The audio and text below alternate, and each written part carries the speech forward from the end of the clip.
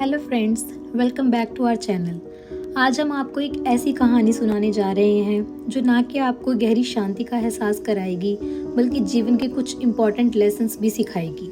ये कहानी है बाबा बालकनाथ जी की, जो ना केवल अपने ध्यान के लिए प्रसिद्ध थे बल्कि उनकी चुप्पी में भी एक गहराई छुपी हुई थी।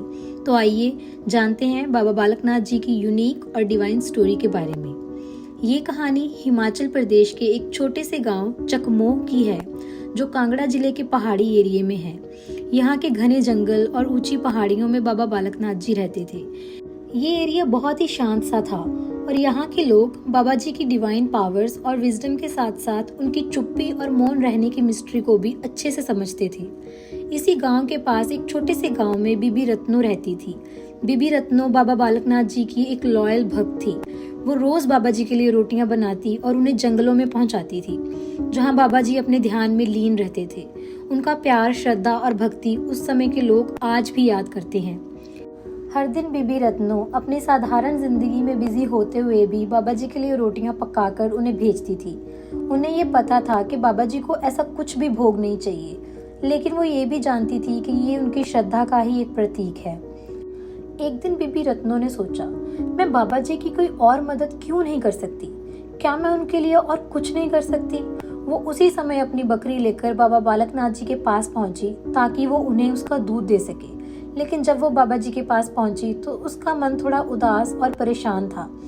तो उन्होंने गुस्से में आकर बाबा जी से कहा, तुम हर दिन मेरी दी हुई रोटियां और दूध क्यों लेते हो? क्या तुम मेरे दिए हुए हर एक तिनके और हर एक दान को अच्छे से समझते भी हो? बीबी रत्नो ने गुस्से में आकर कहा, अब मुझे ये सब कुछ वापस चाहिए। मेरे पास इतना कम क्यों है? तुम जो सब कुछ लेते हो वो मुझे मिलना चाहिए। ये सुनकर बाबा जी ने कोई जवाब नहीं दिया, बल्कि तब भी वो शांति और मौन में बैठे रहे। फिर बाबा बालकनाथ जी ने बीबी रत्नो को नजरें उठाकर देखा और हंसते हुए कहा, तुम जो कुछ भी देती हो वो तुम्हारा ही तो है। मैं तुम्हारी सेवा और भक्ति का शुक्रगुजार हूँ, लेकिन तुम जो कुछ भी मांग रही हो वो तुम्हारी समझ से परे है। अपनी भक्ति और गुस्से को उम्मीदों से दूर रखो। बाबा जी ने फिर अपनी चुप्पी तोड़ी और बीबी रत्नो को दूध और रोटियां दी।